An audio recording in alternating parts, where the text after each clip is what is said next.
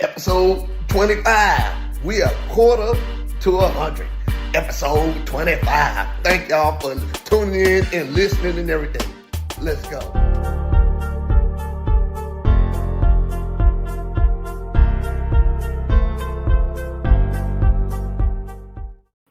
What up? What up? What up? What up? Hey, Hey. welcome to another week of Journey of a Jackass. And I'm your host, Daya Shakur, and I'm here with the wonderful, the illustrious, educated Supermom of the Year, April Golden Goddess. Thank you. I got my crown out today. I see. Hope I it's see. not too much. I see it. You know what I'm Doing a saying? little thing, It's a little flat, but it's okay. Man, it's all good. At least you got your natural hair out. Yeah, I didn't want y'all to see me with my Sealy braids I've been rocking. So I was like, let me take a bite, try to make it look a little bit stylish today. Man, yeah. Not the Sealy braid. Not the Sealy braids. Yes, all the time. Color purple. Man, so today is a very, very special. Before we get into the talking points, today is a very, very, very, very, very, very, very, very, very, very, very, very, very, very special episode. It is. This is number 25. It's number 25. 25. Yeah, 25. They put almost a little bit of respect on our name now. We'll a little bit getting closer and closer to 100. We'll be at 50 before you know it. 75.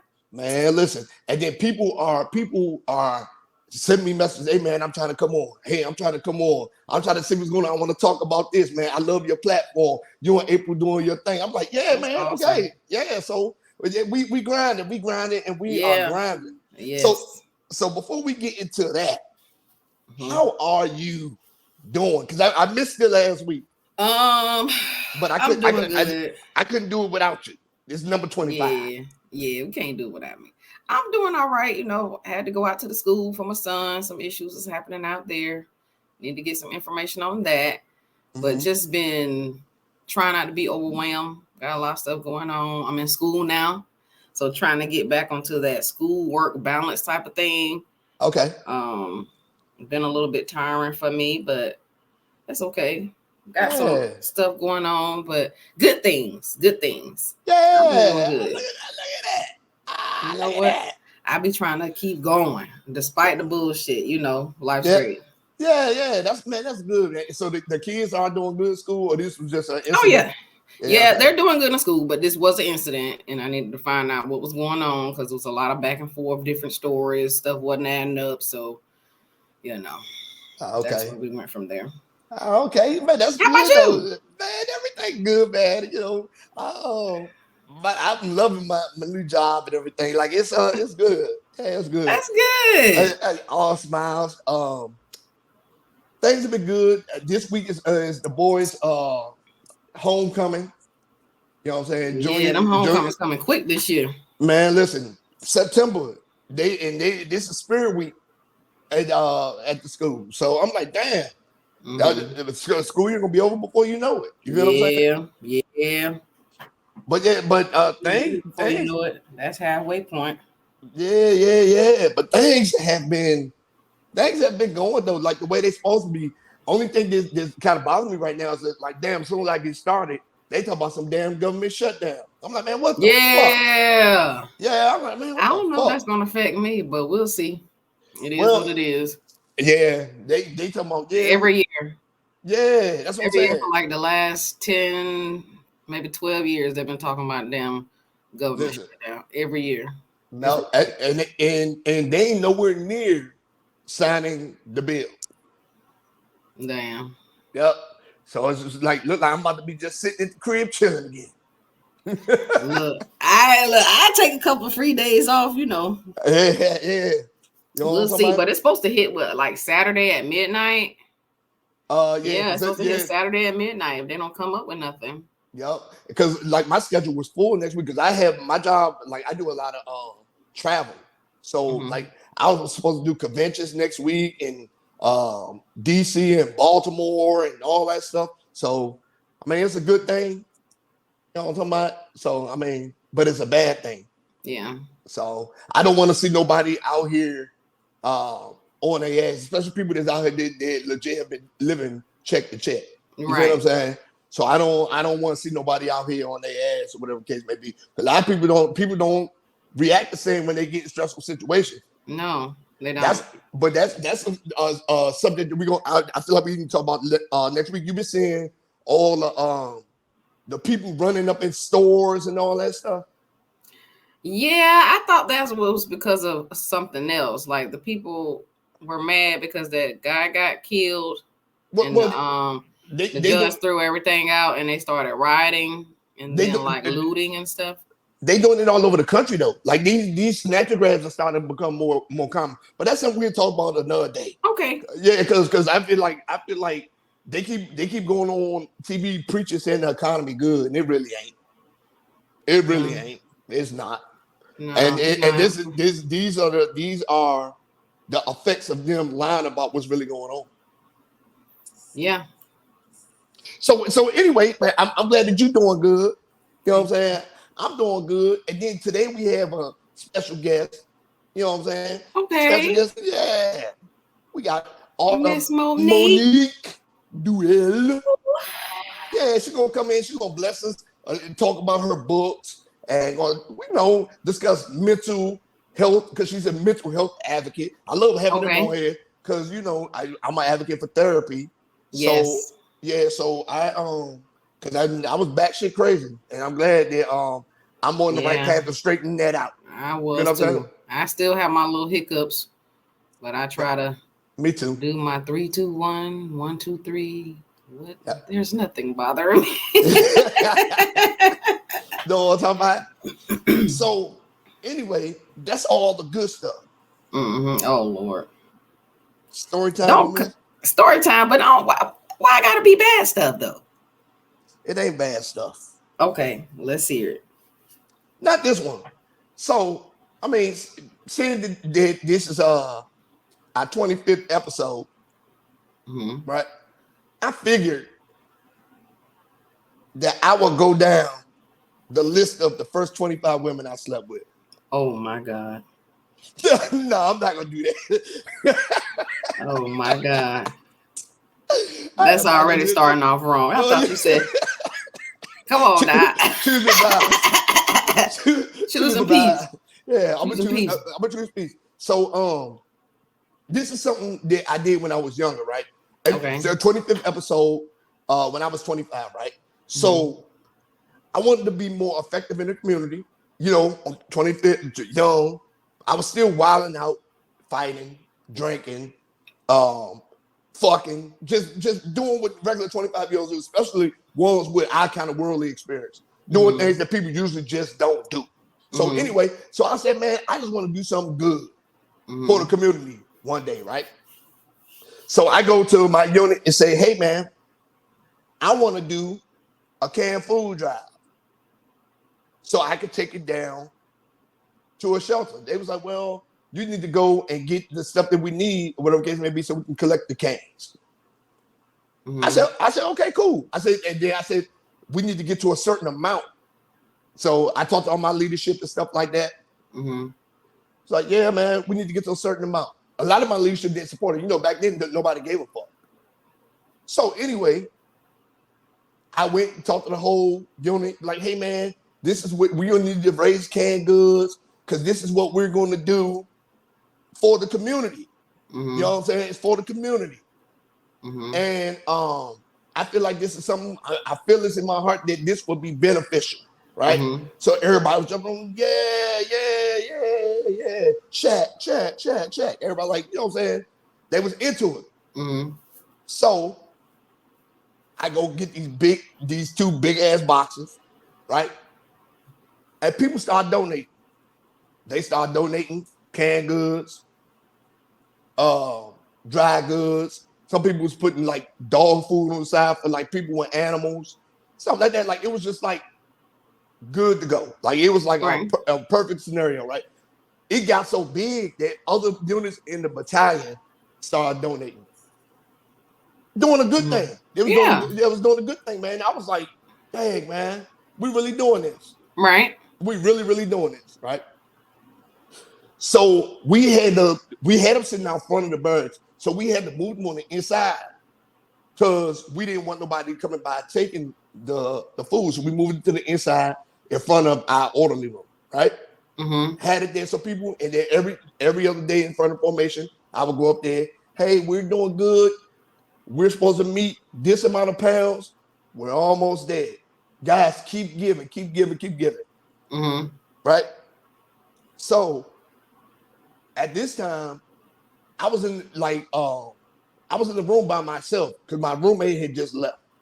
Right? This was before I left and moved out. So I was in the room by myself. So we met the number that we supposed to get.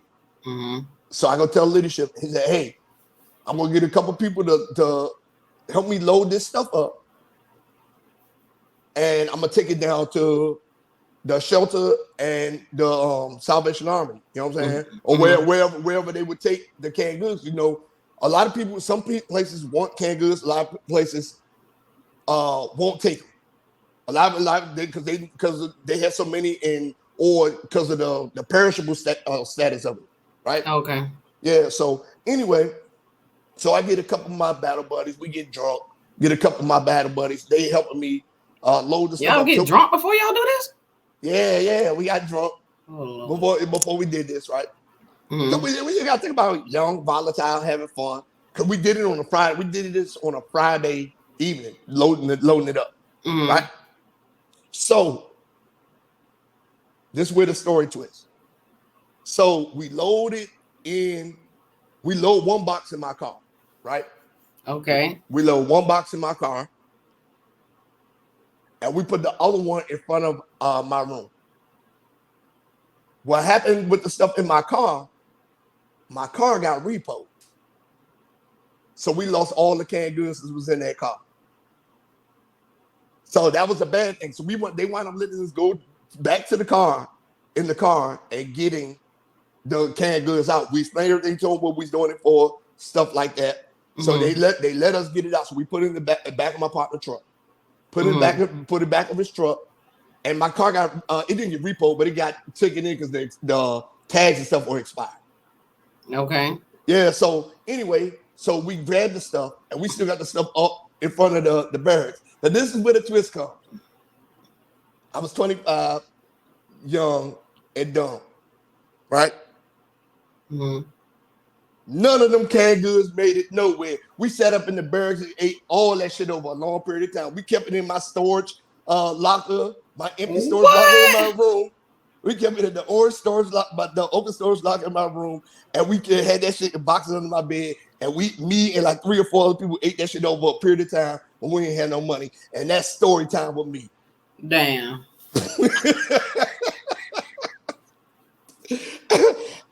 That messed up. You probably end up getting an award for that shit too. You ain't even turning in that damn fucking can. I got a certificate of achievement for it. Oh, it's just a COA. It's just a COA. I got a certificate of achievement for it. They was like, "Did you take any pictures?" You know, no, I ain't take no pictures. I don't have no phone. We ain't had no Kodaks, none of that stuff, and we didn't contact the newspaper. So, but we got fed. We had the little hot plates burning. You know what I'm talking about? Damn. The DFAC didn't see us for a long ass time. And that is story time with me. Oh my God. Every other time I collected food and coats and stuff, I did donate it though. It was just this one time. Damn. That's story time with me. 25 and dumb. 25 and dumb.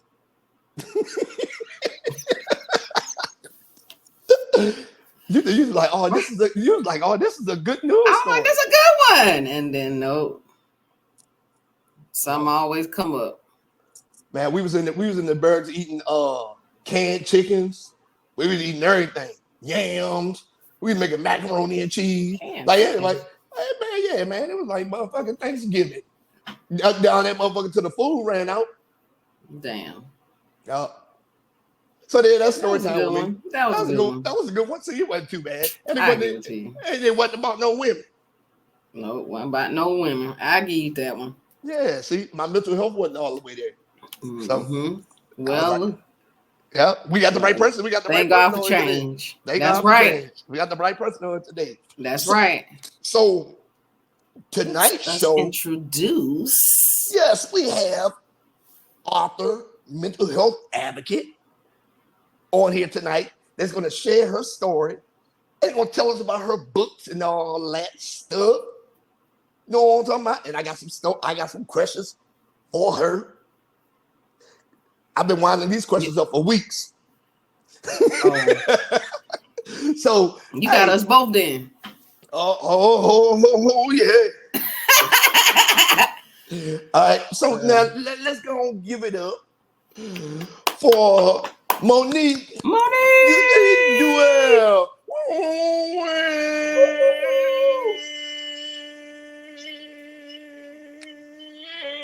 Oh yeah. Welcome to the party. Hey.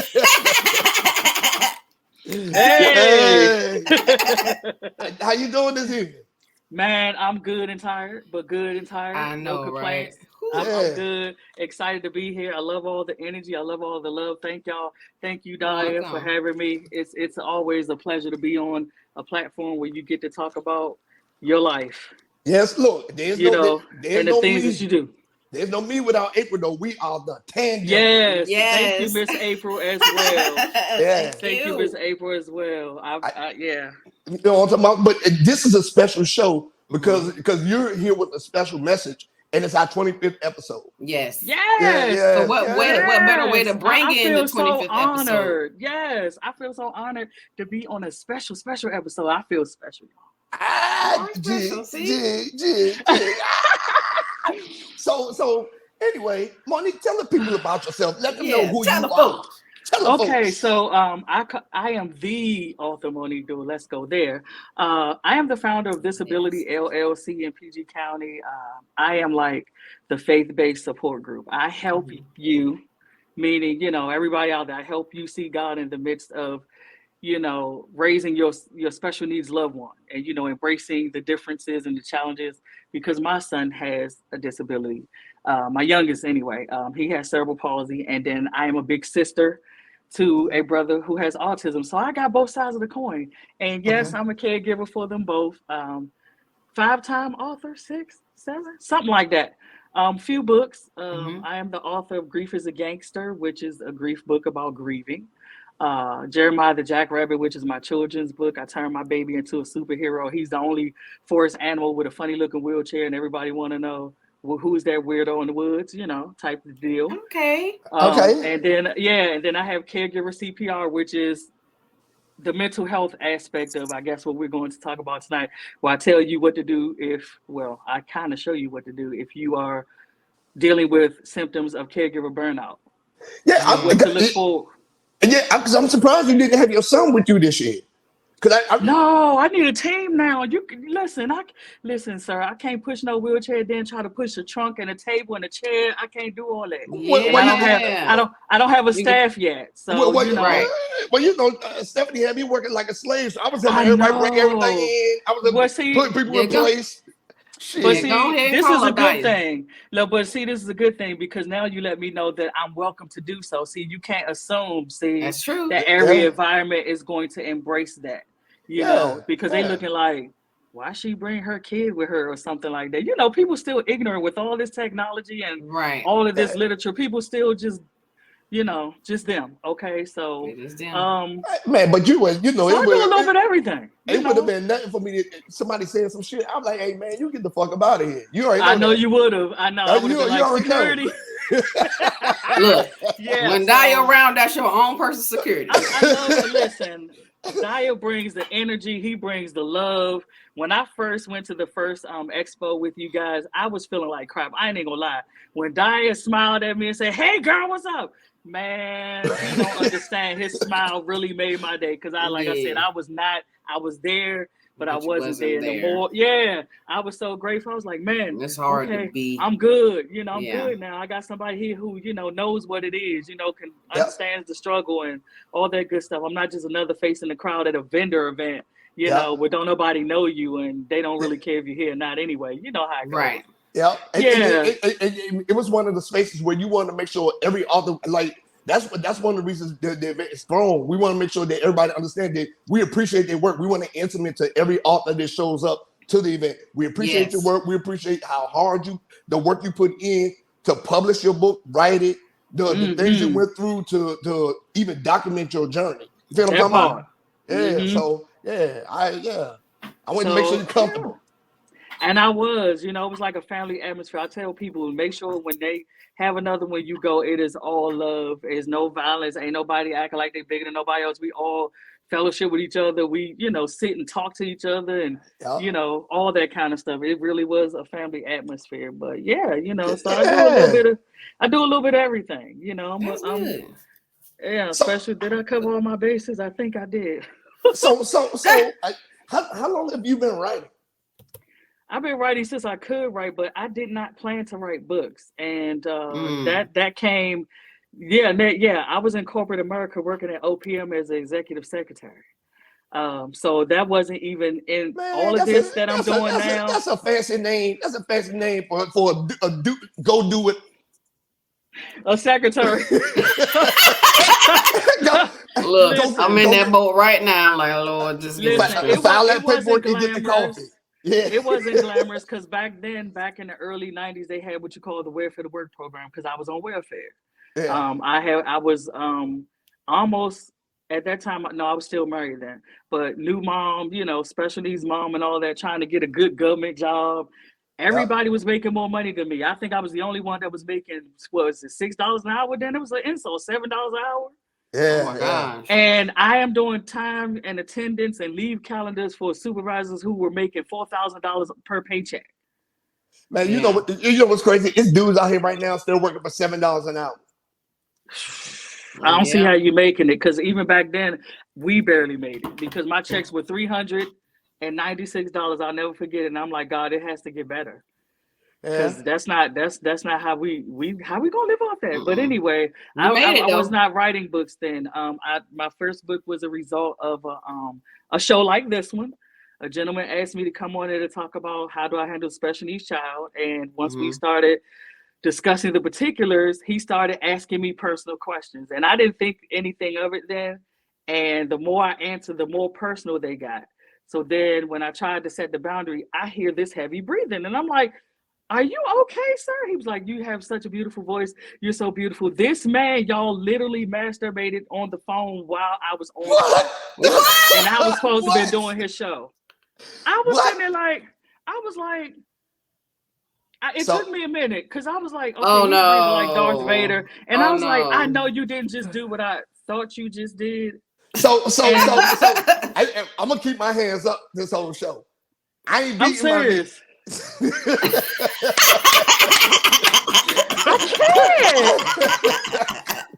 Shit, I ain't beating my I came with him. I came with Dyer, but no, seriously. And I hung up the phone. Look. And he called back to try to apologize. Back then we just let the voicemail run.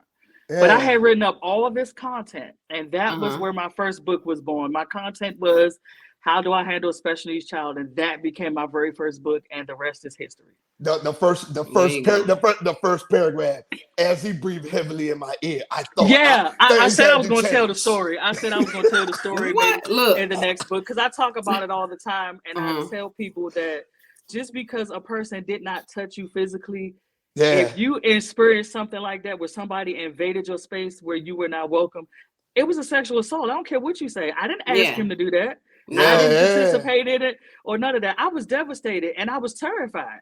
Because I'm like, this dude knows who I am now, and he probably could find me. And I'm a young mother with, special needs kids. And I was like, dude, how dare you? That's fucked up. Like, wait, no, it gets worse. Listen, one of my Facebook friends who's been one of my oldest friends has him as one of her friends, and she don't even know it. And I'm not gonna tell y'all who it is because then she'll know. What? Yeah, when she had commented on something on my page, and you know how something shows up and they say people you may know. Yeah. His face and his name came up, and I said, I know you damn lying. That's exactly what I said. I said, I know you got to be lying. And so I told my best friend, I said, do I tell her? Because that was years ago. Do I tell her or no? I mean, is it necessary for me to say anything at this point? We talking about, but we talking about what? This was about like what, 94, 93, 94? Yeah, in the it was 90s. handled. So It was handled. It was handled, and you know what? People change. Yeah. You know what I mean? That's what I said. I wasn't going to do all that because he could have changed. He has a wife now. He got his ministry and all that. That was way back. He still looked like a shyster to me, though, but, you know. He got a ministry. Me. He got a ministry now. Uh-huh. That's what my concern is. That's where my concern is. Now. This is why. This is why I was church concerned. Say amen. No, no, that was a concern for her wanting to tell her friend. Yeah, so, but no, I didn't, you know, I didn't, because I prayed. I was like, cool, just leave it alone. It blew over and stuff, you know, and all that. And so I partially have him to thank for that because I'm here. You know what I mean? I'm here now. Yeah. That's doing all kinds of stuff. I wouldn't have probably ever, I don't know if I would have ever written a book because of how my life kind of patterned itself out, going through a divorce and then going through domestic violence and all that. That was the last thing I wanted to do, was tell anybody anything about what, you know, I was dealing with. Well, you know, we live in the world now. We live in the world now, and we have for some time now that it's important that these stories are shared. Because women, especially women that have been divorced, they've been through DV and all that stuff, it's important for them to know that they are not alone. Yeah, you're not. And there are ways that you can cope with these situations. You feel what I'm saying? Yeah. Therapy is necessary. Yeah. You know, and so going through all of that. After that, the first book came out. I was, you know, happy, y'all, and celebrating. And then the very day I released it, and it showed up on Amazon, I put it on my Facebook page, I got a phone call from my cousin cussing me out, talking about, why the F did you go write a book? You copying off of me. You just wanted to write a book because I wrote one. Mind you, I ain't talked to this dude in like a year or so. So how could I possibly know that you went and wrote a book? I'm up here celebrating, everybody saying congratulations, and you come with this BS. I know. You know what's crazy? I went through that too. It was a chick that I used to mess with, like 2016, whatever case may be, and she was talking about writing a book, right? And she was like, "Yeah, man, I'm going to write a book about the, you know what I'm saying, stuff that I've been through in my life and stuff like that." I said, "Okay, yeah, that's good. Go ahead and do it. Go ahead and do it. Go and write it. Go ahead and write it. If you need help, I mean, right." So she seen that I had a book come out. She said, "You just wanted to copy me. You just wanted to do this." I was like, "Now here you are, still with no book, and I have 4 books out now." So was I really copying you? Yeah, she was copying over you then. If you gonna go there, like, she didn't follow through. Got mad because, I was like, you know, dude, that was devastating. I was like, dude, I'm celebrating this stuff, and here you come. And I was, and my grandmother told him, she was like, you ain't got, y'all two are like 9 days. She's talking about special needs parenting and stuff, things you know nothing about. You were wrong. Yeah. So of course, then he wanted to apologize. I'm like, whatever, it's done. You done it now. You can't. Right. You can let me say this. You can apologize to a person, but the pain you can't undo. Yeah. Go ahead. You know, you can't take back what's been words. said. Yeah. So I was like, cool, just do your thing. Congratulations to you. I even shared his books, y'all, because I'm the bigger person. I even shared his books on my social media page. Say, hey, go support my folks. And I'm the one with the book out too, but I'm sitting here going, hey, go support my stuff and all that kind of stuff. Because that's what I do. I'm like, look, I'm not gonna let you bring me down. I'm not gonna let you bring me down like that. But you know, that's why I be posting motivational quotes and stuff like that. Trying to I love them. I be reposting them. Yeah. But you know what? If you get low, I get to the dirt. I don't give a fuck. Oh, we know you don't die. We still he's still going low. Yeah, I know he's going lower. Listen, it is not that I don't want to go low because I'm human, but I've learned that, you know, it's, what is it going to bring me? Nothing. Not really. Nothing. It's not going to give me the result that I want for real. Only some sort of temporary excitement. It's going to pass over. Yeah. You know, it creates more issues that I don't want, and I have enough on my plate. So I still smile inside. Ain't that the truth? I still smile inside. I know. Wait, let's see. We that's all right. I told you we're gonna pray for you. You got this. You can be the bigger person. You got it one day at a time. Well, you know, I've been being a bigger person for a long time. I've been going through stuff too. Yeah, for a long time. But sometimes I know. But you do have to check people though. I ain't gonna sit here and tell y'all. You do have to check people. You do. Because if you don't, they feel like they can say whatever they want to say to you. They can treat you however they want. Especially if you are, if you're trying to follow God and you a Christian and things like that. Let me tell you, people try me daily and I'm just like, okay. Listen, I done warned you already in the nice way. Now you can either leave me alone or you go get what you get at this point. Cause I done been a bigger person. I done turned several cheeks, as the word says. Include butt cheeks. Yes, and I ain't got no, I'm like, God, I ain't got no more cheeks left. I ain't got no more cheeks left. So I'm just like, no, at this point, I'm just gonna have to tell you, how I feel, and I hope it comes out right. If it don't, like you said, I'm gonna smile inside and be like, "Woo, that felt better. Let's move on." Yeah, you gotta keep it moving. Mm-hmm. So that's how it went. That's how my books got started, and all that kind of stuff. And disability and stuff came somewhere. Well, 2 years ago.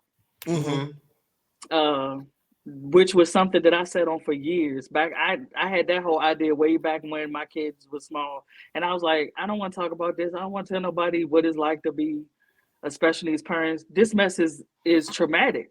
Yeah. Every day there's a new issue or a new situation. I have to adjust my own life. I don't have a life. I'm divorced. Niggas see me as some sort of easy prey because I have a handicapped child. Think I'm looking for a gravy train. I'm like, dude, I had a house when you got here. I had a car in the driveway when you got here. I don't what. So I experienced a lot of that where they feel like, oh, she's an easy target. Let me just schmooze and move in on her. No, you won't. And you know what I know that's right. I didn't know what to do. Just when they come to pick you up, you go put a Bible in their hand. No, I set boundaries early on, so we won't even get to that point. That's right. You set boundaries with people because everybody's idea, y'all, of dating is ridiculous. They want a buffet style. They want 1 minute they want to be dating you, and the next minute they want to keep you a secret. 1 minute they want, they want to be booed up and all that. And the next minute, we're just friends, we kicking it. I'm not doing nothing. The thing is that's the downfall of relationships. Everybody sharing it with everybody. I mean, no, but I mean, okay, if we're gonna agree to do that, that's fine. But what I'm saying is, if we're locked in, we're supposed to be exclusive. We're supposed to be locked in. Not, I'm seeing you commenting on somebody else, giving them compliments and doing too much. You know what I'm saying? Being disrespectful and all that. And think I'm supposed to be okay with it. I'm not gonna be okay with it. I'm glad you said that. So is social media that much affect relationships that much? It can if you let it. It depends on the people. If he commenting on like, oh, you look good today, that's enough. That's not a bad thing. But if you're saying specific things, know what I'm trying to say. Them words, certain words you use. If let's say the girl, got her boobies out and all that, and you go, boy, I like to be that bra right now.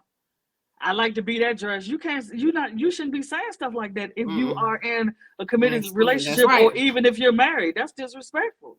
That's right. Saying somebody looks nice, I don't care about that. You can say they look nice. I compliment people's husbands all the time and say, hey, I like that suit, bro. Or I like, I'm not sitting up there throwing myself at people. Right. And there's a way to address people with tact. Right. You got to do it with tact if you exclusive, especially if you know that the person is in a relationship. Now, if you don't know that, then, that's a different story. But when there's just certain lines that I believe that you shouldn't cross because it causes an insecurity and causes issues that we could have easily avoided by communicating. Yeah. Now, okay, so I was dealing with a woman one time, and we wasn't social media in a social media relationship. It didn't say in a relationship with my shit, and I used to say wild shit, and she didn't give a fuck. I used to say wild shit. Wow. But see, like I said, another thing, a person, you still have to know who you're dealing with. I was going to say, you got to know who you're dealing with. Like, that's your personality. But then she'll check you when she feel like, hey, you done went a little bit too overboard. You went a little bit too far. But if you have this one demeanor while y'all together or whatever, and then a whole nother total demeanor on the social media type tip, that's is like you putting on two facades. It's different. Well, which one is the real you? Yeah, because I remember we as women, we emotional. So she used to call me. She'd be like, you old. Every time we go somewhere, and I'd be like me and real nice dude. She's like, you're an old flirty bitch. Wow. Yeah, you friendly. Too friendly sometimes. But see, Diane, you have a very big personality. So if someone is going to deal with you, they have to be mature enough. Let me say that, because if they're not mature enough, you ain't gonna be in a relationship very long. You're gonna be. I'll give you 48 hours if that, and girlfriend gonna be like, I ain't signed up for all of this. I had a relationship last 45 minutes. I told that story on here. I remember you. Okay. Oh, that wasn't even no relationship. I don't even know why. It really wasn't. It really wasn't. It was in his mind. But yeah. So it's when you're a special needs mom or dad, because I'm just saying me, because I'm a woman, but it just draws predators and people who think that you're easy. They want to give you their sob stories. They think you're supposed to help them with every little thing in their lives because you've been through trauma and things like that. I can't carry your burdens. Yeah. I can only teach you how to release them. I can only teach you how to surrender them to God and let Him do whatever. I'm not the God to you. I'm not your God. I can't do it. So I can't even carry my own. Go ahead, April. I know April has some cooking. Got some cooking up there. I see it in their eyes. Yeah, I was wanting to go back to your LLC disability. Yeah, disability. Yes. How long has you been has that been going on? And what I know what inspired you to start it, but like since starting, what has been your great accomplishment? Like I said, I sat on it for years, and I did not release. I think disability came about the same time I released Grief is a Gangster, and I released Grief is a Gangster after my grandmother and my sister died 2 weeks apart. I looked that up. Grief is a Gangster, and I'm sorry. Yeah, that came. That looks like December 8th. Yeah, somewhere around there. Yeah, that date is my sister's birthday. Oh, okay. Yeah, so I released a book on her birthday. We knew my grandmother was going. We were prepared for that. Got through the funeral, did all that. She wasn't buried the same day.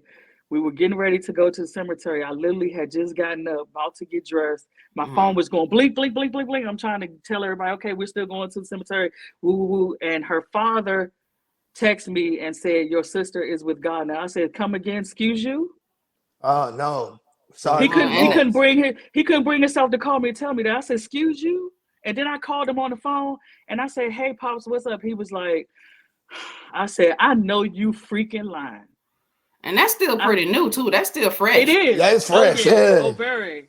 So, my niece I'm was sorry. 15 months old at the time. My niece was 15 months old. Here she is, walking around in church, not realizing that that's her mother in the casket. Oh man. So I'm stuck at this point. I am like totally devastated because I'm like, I ain't even get to the cemetery, to bury my grandmother yet. I said, well, I guess I better tell my family because once they see it on social media, I don't want them to see it on social media. So I had told them before we got there, and everybody was just like zombies. And I'm like, look, say something. I can't do silence. I need y'all to say something. Say hi. Say something. Because there's nothing we could do about it. So they're looking at me like this. That's the worst way to find out about a loved one on social media. They're like, man. do we say something to her? Or I'm like, my father didn't even know what to say to me. I'm like, Dad, look, can we just, I said, look, how about we don't talk about that part? Can we just, get grandma, committed and all that. And then we can talk about it on the way to, wherever we going or whatever. I said, I don't know what to tell y'all. What you want me to tell you? I don't have words. And so I'm standing there at her casket, listening to them. And it's like an echo, ashes to ashes, boom, boom, boom, boom, dust to dust, boom, boom, knowing I got to do this again. Damn. And I'm standing there stuck. And I'm like, my son came over to me. I felt him touch me, but it was like I wasn't even standing there. He was like, Mommy, I heard him, but I couldn't respond. He's like, Mommy. Then I heard him tell my cousin, come get her. Help me, y'all. I think he's like, Mom, you okay? And I couldn't answer him. I was like in a daze. Yeah. Damn. And I was just like, I'm like, okay. I asked the man, I said, excuse me, is my grandmother in this box? Because I had to snap myself out of it. He said, yeah, you want me to open it? All of them hollered. No, I'm like, yeah. And then I said, no, that's okay. So I watched them, put her in the ground and stuff. And then I think it really hit me that my sister was gone. And I leaned up against the car and I started screaming. I lost it. I was like, I know this is not happening. Damn. I was like, God, I need you. I don't even know what to ask for at this point. Yeah. And I'm trying to console everybody else. And I'm like, there comes a point, and I tell people, stop telling people to be strong. We're not capable of it. Yeah. I was not, everybody was looking at me for answers and looking at me. I'm like, listen, I ain't got it. I ain't got them. Yeah, I ain't got none of it. I ain't got none of that. Don't ask me nothing, because now I got to try to help plan another funeral and do all that. But her father didn't really let me do much, because he was like, Yeah, and then it's okay to it's okay to grieve. No, I was upset. Well, I understand that, but it's you was upset that he didn't let you do nothing. Yes, because my sister, when I was growing up, my mother had her when I was like 16 years old, and so I was in high school. My sister was my baby. Like everywhere I went, I had my sister. People thought I was a teen mom because I had her. I pretty much raised her because my mom was having health issues then and all that sort of stuff. And so she was my baby. Damn. So I'm like, God, if this is what it's like to lose a kid, I don't wish it on nobody. Damn. And I was just like, he was like, can you do the obituary? So I did do that. But they picked out her clothes and all that. And when I went to the funeral home, y'all, I walked in the door and I couldn't even walk down the hall. Damn. To go see her. And the man said, I said, wait, when I turn this corner, she like right there. He said, no, you got to walk down a little bit, but you'll see her. And so I walked slow as I could walk, y'all. And when I turned that corner and I looked at her, I just was like, nah, bro. I was like, yeah. And the man, and he told her, he said, y'all keep an eye on her. She literally just buried her grandmother. So keep an eye on her while I go in here and take care of some business. And so he said, come on. He said, you got to come down here and see her. I said, no, I don't. I can't do it. He said, come on. And he grabbed me by the hand. And then this is what he said. He said, you got to go see your baby. Because he knew that was my baby. Her father, we were like this. Yeah. I was just like, how? Like, how am I supposed to do that? Like, what part? I'm like, am I dreaming? Maybe I'm dreaming and I'm tripping. So let me go home and go to sleep. And then maybe I'm dreaming. The next day, you ready for the funeral? What funeral? Your sister's. I'm like, oh my God, I'm not dreaming. Damn. I was like, am I on candid camera or something? I said, no, maybe my sister just playing with me or something or whatever. Y'all know how we do. We got to talk to ourselves. Yeah. I have to tell y'all that moment right there, like you said, still fresh. I was mentally unstable for the entire year. The only thing that helped me get through that was writing Grief is a Gangster, because I didn't have nothing else. Damn. Well, I'm glad you. I'm glad you chose a resourceful way to let it let it out. Yeah, I had to. I was like, God, I don't want to tell nobody that. I'm trying to bowl up in my corner and cry and get over it or whatever. I don't have the strength to tell nobody what to do or how to grieve. I said, I'm not even sure if I'm even grieving properly or not. Because when you have a special needs child, you got to grieve that too. Because it's not the kid that you're going to have. Or you thought you was going to have. My son can't play no football. He can't play no basketball. He can't walk. He can't do none of that. So I do have a question about that. Not to go too far off the subject, but no, that's good. I do have a question about that. So was his father active in the at least in the younger years? No, we were divorced. We got divorced. By the time he got the diagnosis, I think we got divorced maybe a year or so after that. And once we got a divorce, he divorced himself from him. Well, how old is your son now? He's 23. No, 22. He'll be 23 on the 8th of October. So Libra season, Libra game. Yeah. If I don't call him and say, hey, can you do this, and that, he has never taken the initiative to do anything. No birthday parties, no school meetings, no nothing. Damn. So I've been doing, doing it all. He don't know his son's social security number. He don't know what size clothes he wears. He don't even know what type of cerebral palsy his son has. He's not involved at all. He don't need the social security number. He going. I know. I'm just saying. No, but I'm saying. saying I'm just to give you a snapshot. He doesn't know any of those things that he should know. In the early stages when he would come and get him because he was dating a new woman, of course, he would call me almost every 30 minutes or so. Okay, what kind of food does he like? What kind of this? All this stuff you should know. If you spend time with your son, you would know that. But since you don't, now I have to give you a tutorial about your own kid. Damn. So he picked and chose what he wanted to do. And the sad part is we don't live thousands of miles away from each other at all. Damn. And so he don't come see him and spend time with him. He don't come and watch him while I go see a movie or take a walk. None of that. Damn. Well, oh, go ahead, April. My bad. You know what I'm saying? Oh no, I was listening. I got no, so that's in. it. You know that's it. And so with all your experiences, life experiences, and stuff like that, would you write a fiction book? Something, you know what I'm saying, about this? I thought about it. Like I thought about writing it, but it wouldn't. I thought about writing about, all of that in a different manner and stuff because something where like you have a lot of experience. Yeah, that's what I'm saying. Like something where like your son has cerebral palsy, but he's a superhero and stuff like that. You know what I'm saying? And you could tell him like the things you been through as his mother, but in like with a fiction spin to it. But at night when you think he's going to bed, he's actually out doing things. You know what I'm saying? Listen, no, but that's good that you say that because I think that at nighttime, because sometimes he'll wake up in the middle of the night. I swear, y'all, I think at nighttime he be getting up out the bed and moving. I really do. I just do. I just think that sometimes, for some reason, I just feel like sometimes God allows him to do certain things, but just haven't revealed them to me yet because it's not time for some reason. I really do think he can move more than he can. Well, more than I see when I deal with him and stuff like that, because he's talking better now. He's communicating more. So I'm like, yes, it's just a matter of time. He's going to start, trying to help me, move him and change him and brush his teeth. Every day, I have to admit though, y'all, every day sometimes is better than others. Because even though I'm grateful that he's still alive and he's healthy as a horse, he ain't on no medicine or none of that stuff. But some days when I get up and I realize I still got to change diapers and all that, I cry. Yeah. I understand that's, that. That's mentally stressful. My whole life my whole life is centered around him. Yeah. Yeah. That's mentally stressful because when it comes to, just taking care of a grown person, that's a lot of work. Yeah.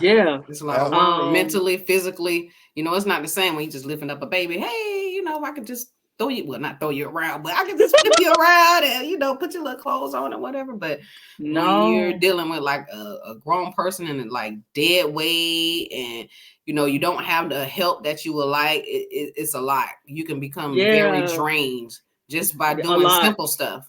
A lot. There are times when the most mundane things I skip or, I may want to go somewhere with my family, things like that. And I just be like, good, y'all gonna take him good. Let y'all go ahead. I'll see y'all when y'all get back. It is mentally draining. I lay in bed in the morning going, now, if you don't get up, then Jeremiah's not gonna get bathed. He's not gonna get dressed. He's not gonna get changed. He's not gonna get fed. He's not, I just go down all the lists in my head, that I have to do. And you're in school now, Monique, so you got to get homework done. You got to cook dinner. You got to make phone calls and make sure the equipment is ordered. Yes. And so it is a mental. It can be mentally draining and it can be very depressing and oppressing because for me to do any of the stuff, like even going to the expo, and stuff like that to advertise the books and things like that, I got to have a caregiver. I mean, he has one, but I'm saying like, I can't just up and go at the spur of the moment.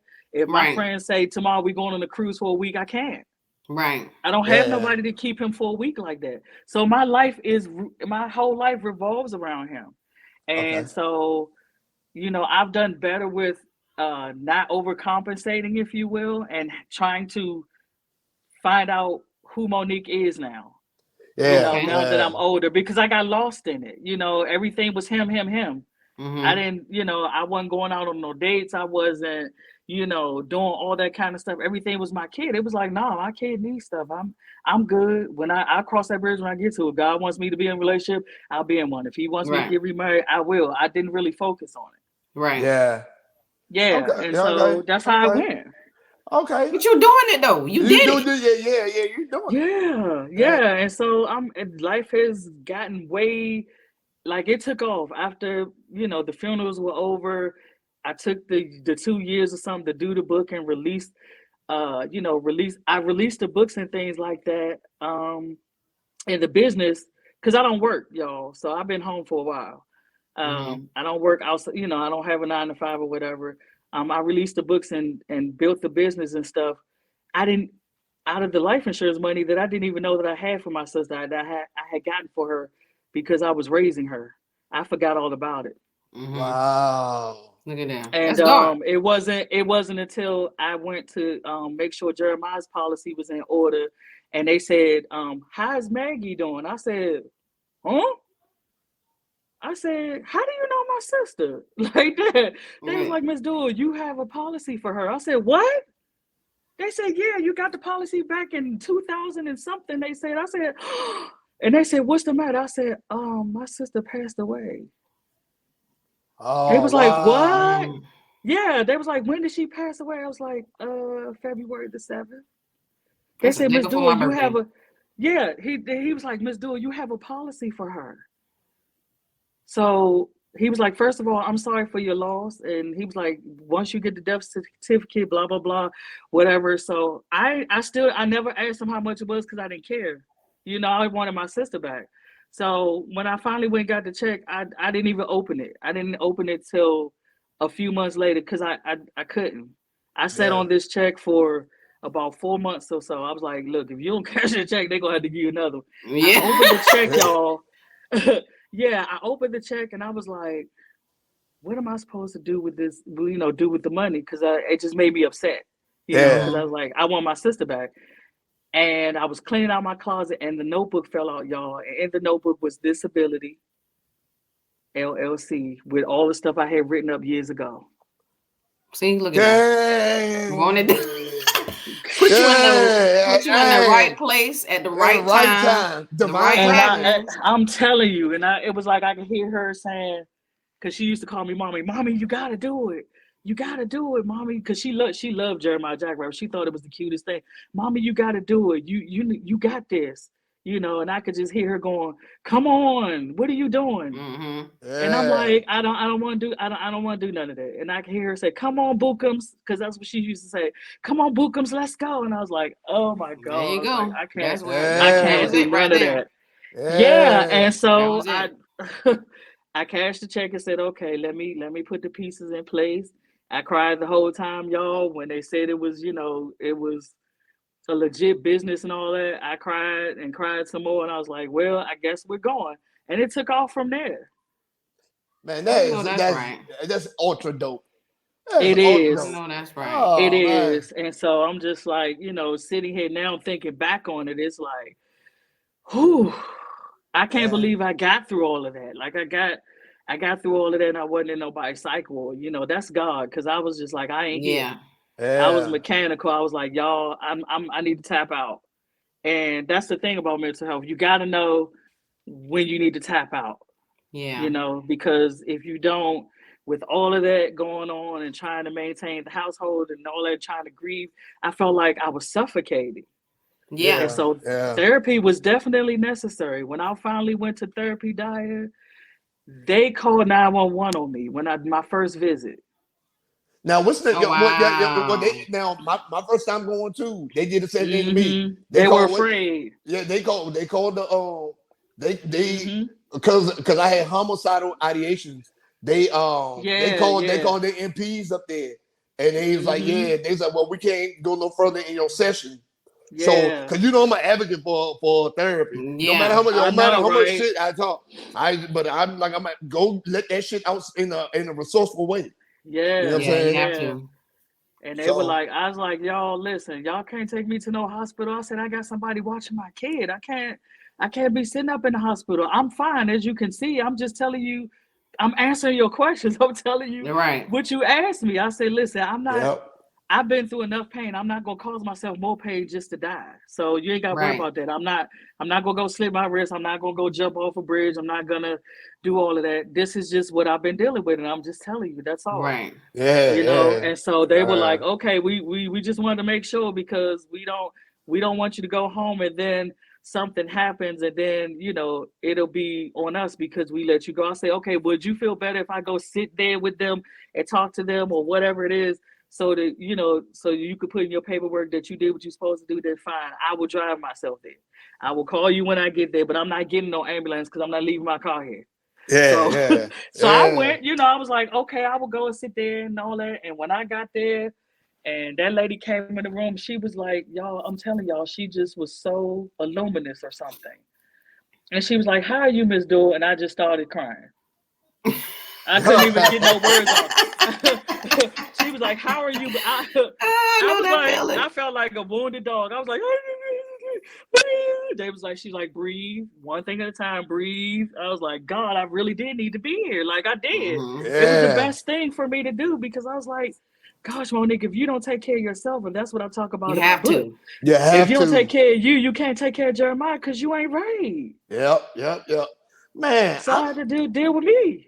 Man, this was up right here. Man, it was an awesome show. It is. Hey, look, April, you got any more questions up there? No, I got no more questions. I'll let you take your crazy ones. Be prepared. Look at his face though. Oh, I'm not worried about it. I told him we can be as transparent as possible because I want people to know what this is like. People see us and they think that every child that has a disability, we got some sort of millions because of a medical issue. That wasn't the case with my son. I had complications during my pregnancy, and that's what caused the cerebral palsy. I bled the whole time pretty much that I was pregnant and 6 weeks after that. So it wasn't some medical mistake. I'm not sitting on millions and all that kind of stuff and all that. It was just something that just unfortunate. Well, okay, I can say that just unfortunately happened. Well, I can tell you this. I'm glad you came over here and shared this story and shared your story and about your books. I'm glad you came and shared everything about, you know what I'm saying, disability and everything, the story with your sister. Like, for you being this transparent is amazing. And I really, really appreciate it. I really do. I really appreciate it. But yeah, I know April does. Yeah, because you brought up some stuff in my mind. I don't want to, go into too much detail with it, but I could relate to those feelings. And because you get triggered. Did you know that grief triggers other things? Yes. Yeah. So when I went through this grief process, my childhood pain was triggered that I thought I had dealt with from being abused as a child and stuff like that. I was a mess. Damn.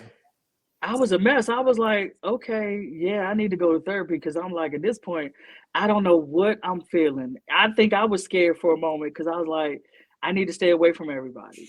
Mm-hmm. I felt like avoidance and isolation is the worst thing you could do. And what I meant by that was not, interact with Jeremiah and stuff like that because I was somewhere between angry, angry and scared and volatile and all that wrapped into one. Mm-hmm. And I didn't know how I was going to react to him because Jeremiah is very vocal and he talks a lot and he likes to, hold my hand and stuff. And I didn't want to be bothered at that moment. So I didn't know if I was going to haul off and try to choke him or whatever, because I felt like this was part of the reason why I was feeling these feelings, not knowing or recognizing at the time that I was being triggered, from past childhood hurt. So I didn't isolate. I just made sure that I was that I was at a safe distance, if you will, to process my feelings and stuff like that without flicking off on anybody and them trying to figure out what the hell is going on with me. Right. So now, I mean, I'm glad you shared all this stuff, but I got some questions for you. Go for it. I got my tissue, y'all, because listen, when I go, you know what I'm saying? This is healing for me. I told you that. Yeah. Hell yeah. Ain't nothing wrong with that. I wish I was able to release like that. I be trying to be a G though, April. I be trying to be a G. Like that I've always been sensitive, but with some of these stuff, I be trying to be a G because I felt like I've cried so much for the wrong reasons. You know what I mean? I want to be smiling about something. So it take a while for me to break. And then when I do, I'm like, oh my God, these people gonna think something wrong with you.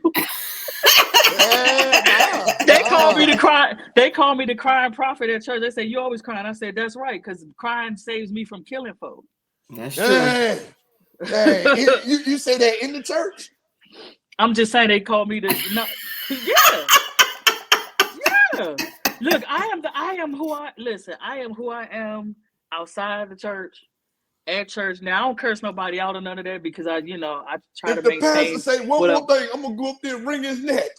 Nah, but no, I'm just saying I'm transparent with people. I'm like, y'all gotta stop acting like just because you follow God and you read the Bible that you become God. You're not. No. That's not how this works. This is not how this works. Each day in each situation, we learn more about God to surrender the stuff that we go through so that we could be better. We are not Jesus Juniors, and I'm far from it, so I'm not gonna even lie to you. I know that's right. Now, I don't want that responsibility. I'm glad that you said that because that leads right into my first question. Okay, let's go. Because you a lady of the club. You're a lady of the club. Who congregation do you think would have the last man standing in a battle royale to the death? Joel Osteen or Minister Farrakhan?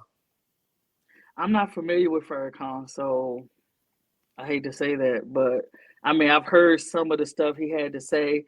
I get as far as what he's trying to promote, as far as, being a better person. So he get a plus for me for that. Joel Osteen he's so soft-spoken. He's cute. I don't know. Okay. Let me say it like this. Battle royale to the death. You got to think about it. Most of the people in the Nation of Islam are felons. Well, listen, I'm gonna give you a good answer. I'm gonna say Joel Osteen because Joel Osteen is filled with the Holy Spirit, so the Holy Spirit beats everybody. He can come from all the nations he wants to, but if Joel Osteen is backed by the true power of God, Farrakhan doesn't stand a chance. Joel Osteen didn't let the people in this church doing Harvey. Tired of this. Okay. Next question. Oh boy. Would you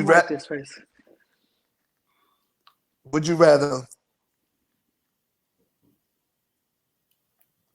for $1 million? Would you rather skydive butt naked or survive 2 rounds with Clarissa Shields? Who? 2 rounds of what? 2 rounds of boxing with Clarissa Shields, the heavyweight champion. I don't know who that is. Oh, she's so skydiving butt naked. She's a world champion. Yeah, you. Okay, skydiving butt naked because I don't listen. These hands are only gonna fight if God gives me the power to fight. Because I'm one of these. I'm one of these. I am the double Dutch Turner swinger. Unless I step on your foot and get you stuck, then I'm gonna go wet. Bop, bop, bop. Okay, next question.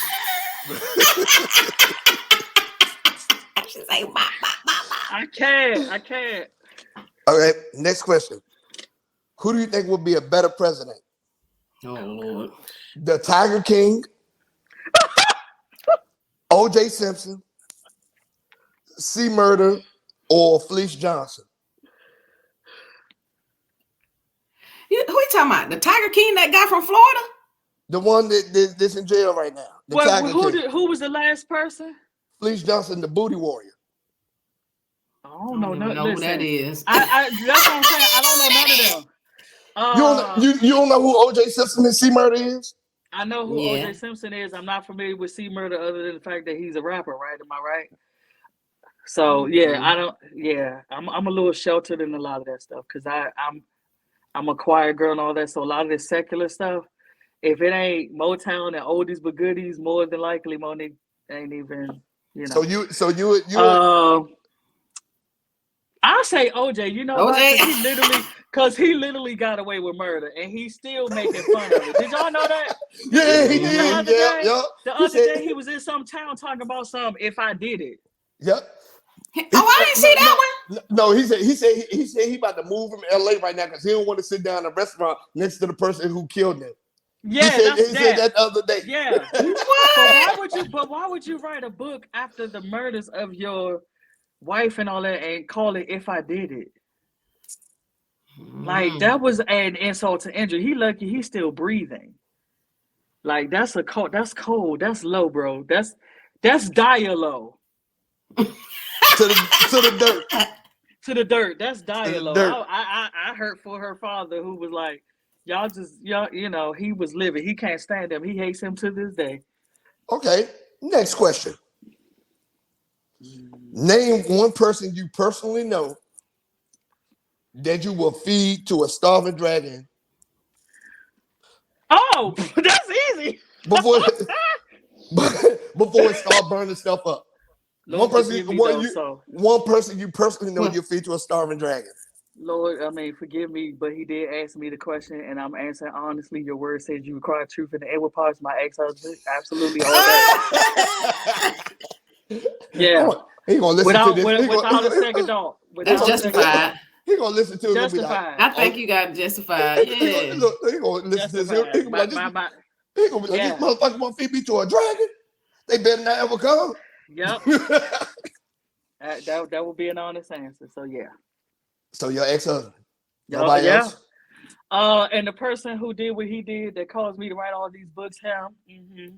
My hands been up. Yeah, I got one more, but we ain't got time to get into that story. Okay, so next question. Mm-hmm. yeah, we're gonna stick a pin on that one. Okay. Which state do you think got the strongest bombs? What state? Yeah. They got the strongest bombs. Yeah. What? I thought you was gonna ask me. I don't know. Bombs. China. Yeah. China. China ain't a state, but I'm talking about China. They got the strongest bombs? Bombs. They started. Not bombs. Not bombs. Bombs. Oh. B-U-M's. Bombs. Oh, bombs. Like bombs on the street.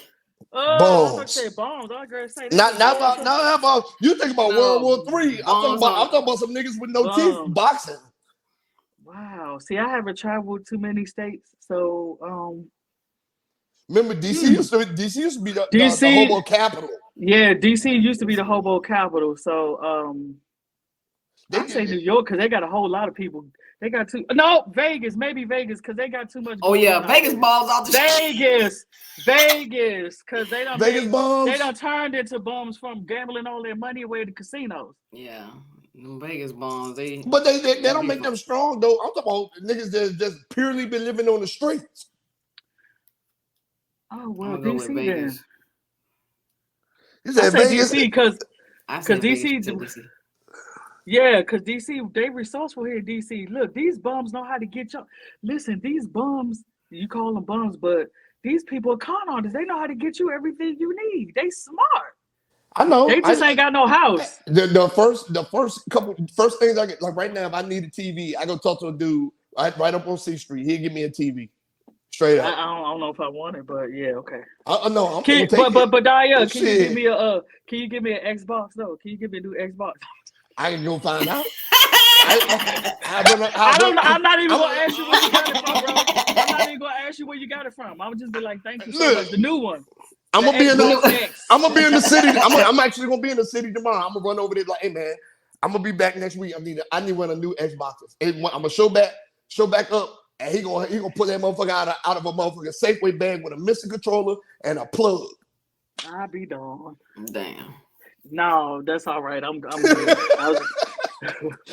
Don't ask no questions. Just take it and make sure it works. I don't need no roaches in it or none of that because I ain't got none of that. I don't got no roaches. No. So I need mine first from the stove. I don't need it from dude. I need mine first from the stove. Okay, so I got one more question for you. Who you think gonna get more time, Hunter Biden or Donald Trump? Neither. Biden, because Trump already done decided that he not gonna get no jail time. He's real cocky. So if he actually gets time, I would be surprised because he done already showed us that the justice system ain't the justice system if you the right color and got the right money. Yeah. Hunter Biden is white. But I'm saying he's not the president. And Hunter Yeah, Biden but been doing coke and fucking prostitutes and But sharing money and secrets. but he's kind of the okay. I'm gonna say it like this: he's the lesser of the two evils. Donald Trump been yeah. throwing his weight around. He hasn't suffered not one consequence yet. Mm-mm. So if they give him jail time, it's gonna take a miracle. Okay, I think he's gonna walk.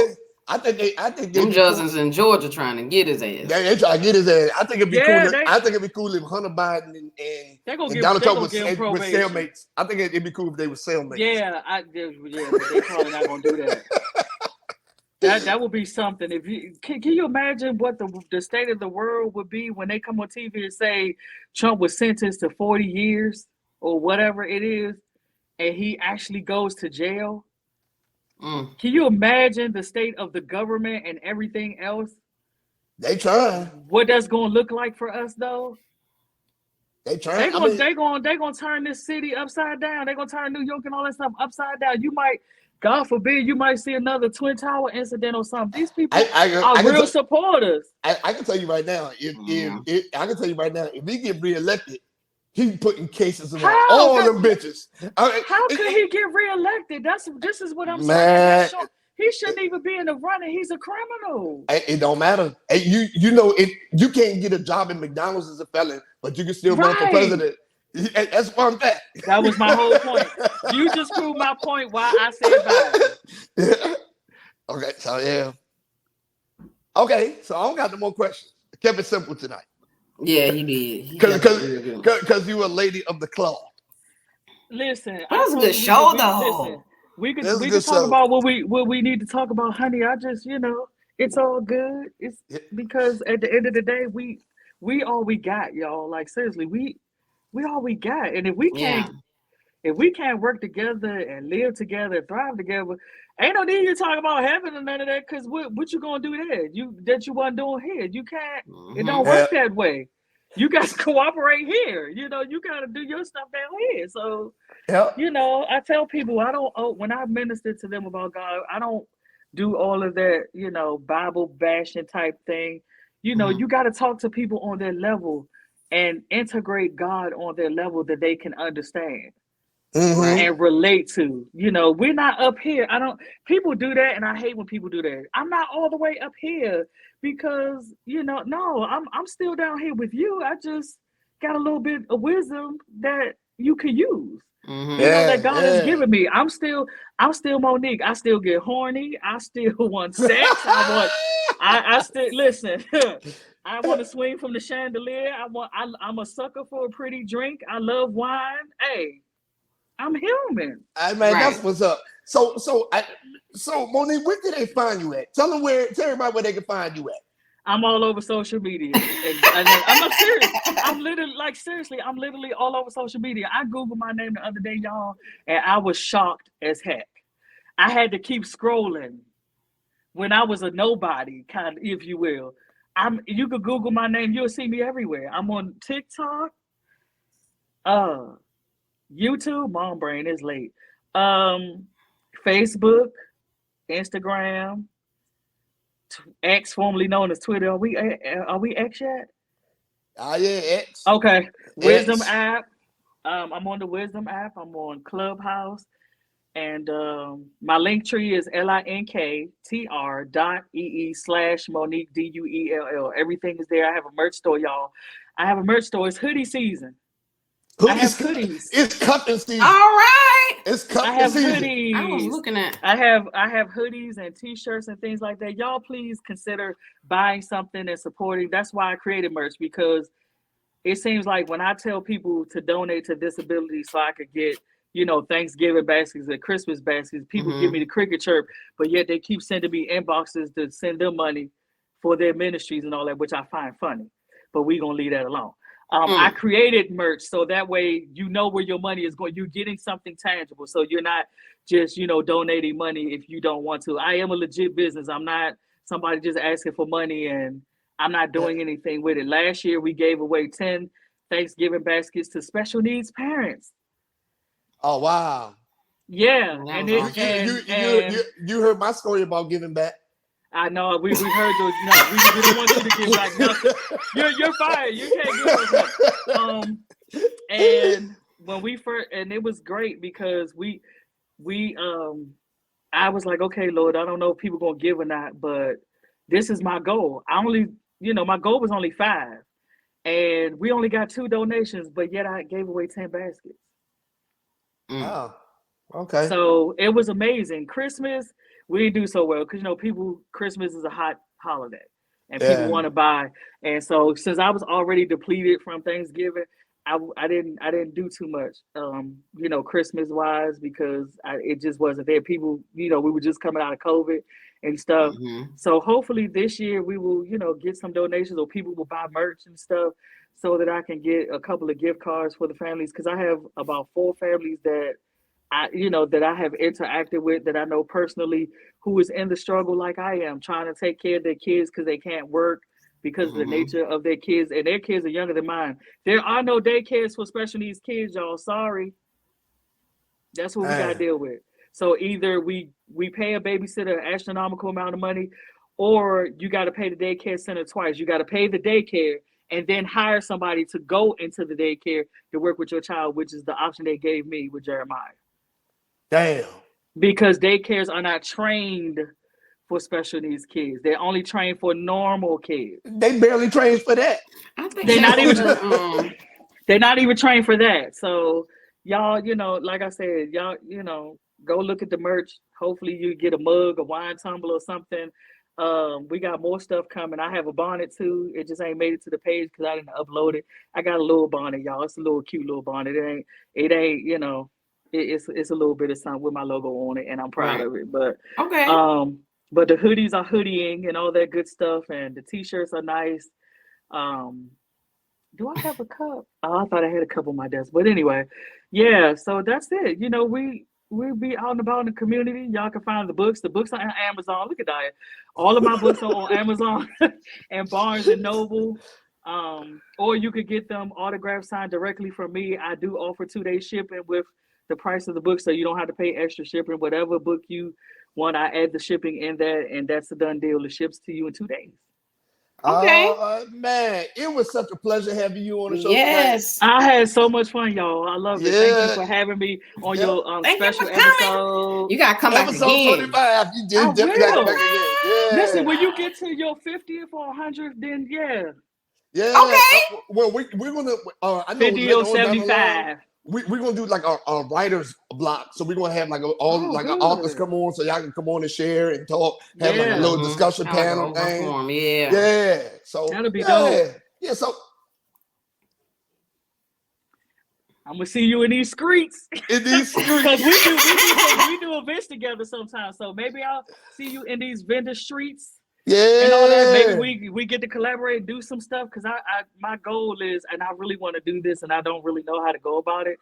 I really do want to have my very first conference. I really want to have a caregivers conference or some sort of caregivers night out where we could just party. We ain't talking about the kids or nothing. We just gonna party, dance, and eat and laugh and network.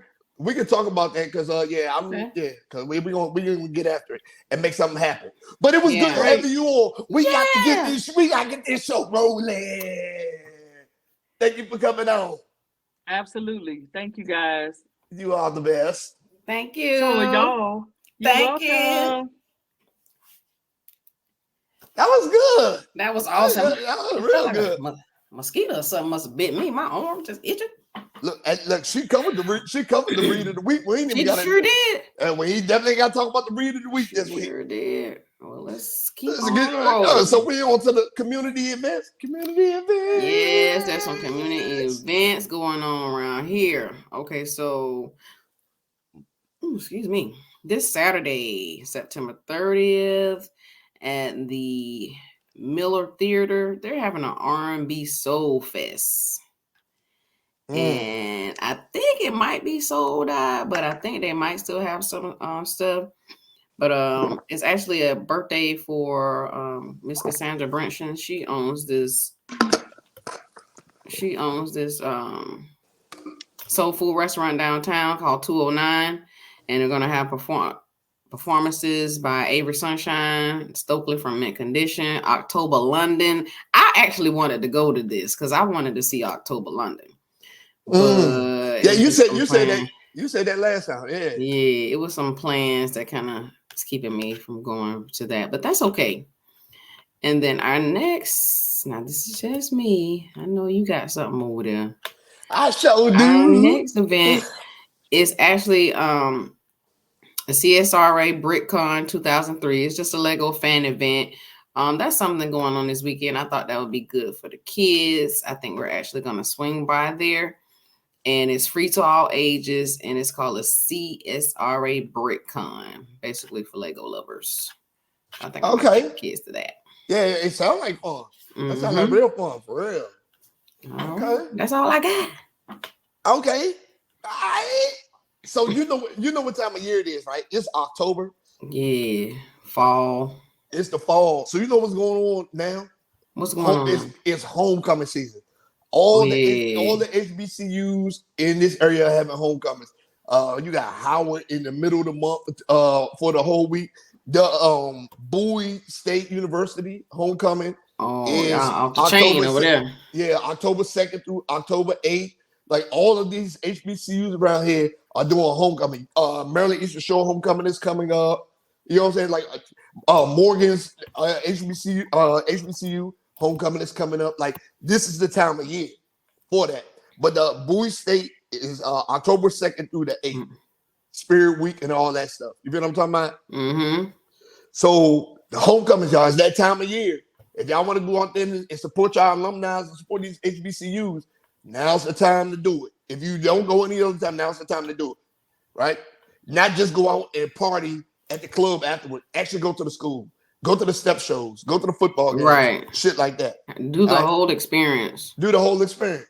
So my next event is this Saturday, September 30th at Fort Belvoir, PX, right?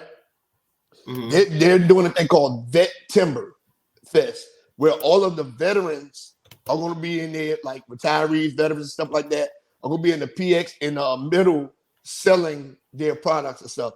So it's at the Fort Belvoir, September 30th at the Fort Belvoir PX from 10 a.m. to 4 p.m., right? But it's homecoming season. Get y'all ass out and go support these HBCUs. That's right. And have a good time. Go party. And don't do no violence. All right? Don't do no violence. We too old for that. And those are my community events.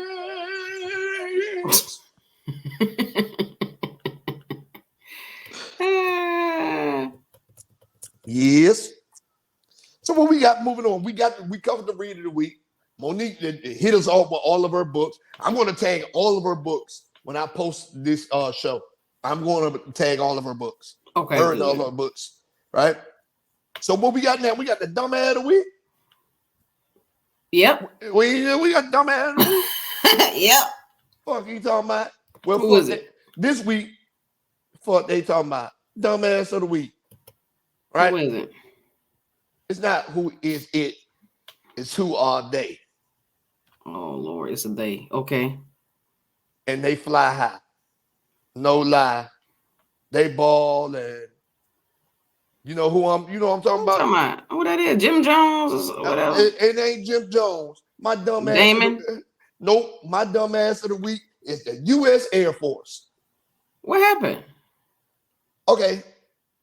A couple weeks ago, these fools was actually asking the public for help to find an $80 million F-35 fighter jet that was flying around South Carolina and northern Georgia on its own.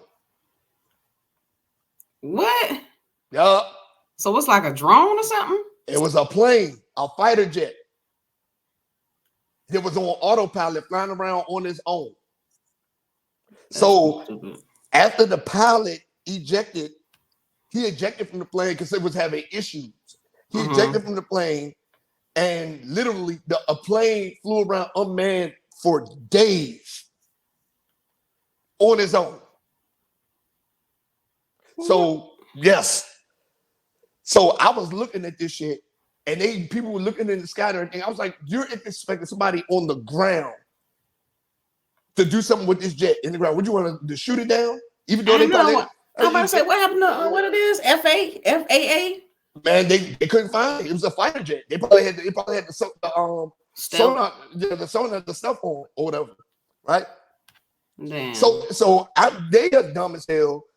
They know if that jet landed in the right hood, they wasn't getting it back.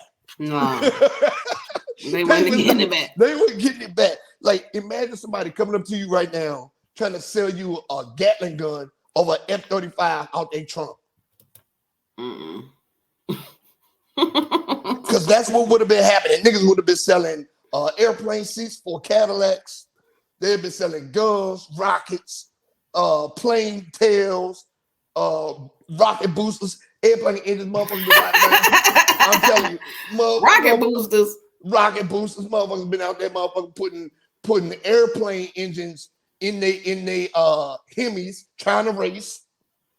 Damn, it would have been bad, right? So, but because of that, the plane eventually crashed. So they say, in the middle of nowhere. They probably never got that fucking plane back. So for that, the US Airforce, dumbass of the week. Fuck is they talking about? Dumbass of the week. Yep. It's my dumbass of the week, man. All right. Well, let's go ahead and move on to the travel tip. Now, so like what you said, the seasons is changes. We're in the fall. So I don't have a specific place, but I've been actually on Vrbo looking for cabins. So I've been looking for cabins up in the Georgia mountain. I was at Pigeon Forge and Gatlinburg. They hot this time of year. And Grandview. Okay. So went on there. Normally this is a time where people want to do the cabin thing, be outside because it's a little bit cooler. Go on Vrbo, check Vrbo out. Vrbo actually has upgraded their stuff, and they have tip boards now. And they also have people who can help you with your, looking for stays. So didn't really kind of pinpoint anything, but I know since the season's changing, people like to go to the cabin, like you said, Glattenburg. Pigeon Forge, stuff like that. Blue Ridge. Blue Ridge, Wintergreen, all up and down 81. Yep. Right. So for your cabin needs, go to Vrbo. Check them out. That's that travel tip of the week. Yeah. Sweet and to the point. Just like the dumbass of the week. Fuck they talking about. Man, it's episode 25. 25. I can't believe 25 here. 25, man. 25. Look at that. 25, 57. We have to do like a little slideshow, a little flashback. Yeah. Well, I'm working on it. Because we definitely need that. Like, boom. 25. I got a nail missing. Oh, man. Don't look at my nail. I gotta get it done. But yeah, man, this was a phenomenal show. I think we had a spectacular guest on tonight. Monique held it down. The power, the way she shared the story was magnificent, powerful. So yes. we definitely have to have her back, for sure. Yeah, definitely have to have her back. So we'll tell everybody where they can find you at, April. Because y'all can find me on Instagram. April Golden Goddess, Miss Cutie, Queenship, 4-5 names. That's me. I'm the only one. And I'm going to tag you. Tag me, please. I'm going to tag you. Always tag you. And y'all know where to find me, the author, Daya Shakur. Journey of a Jackass TV. Follow us there. Yes. Journey of a Jackass TV. Follow. Like. Subscribe. That's right. On YouTube. Okay, so anyway, we have made it. Oh, yeah, y'all can listen to us on all streaming platforms. Yes. All streaming platforms. We are out there. So, look, April, we done made it another week. I made it. Let's go ahead and let these people know. Peace.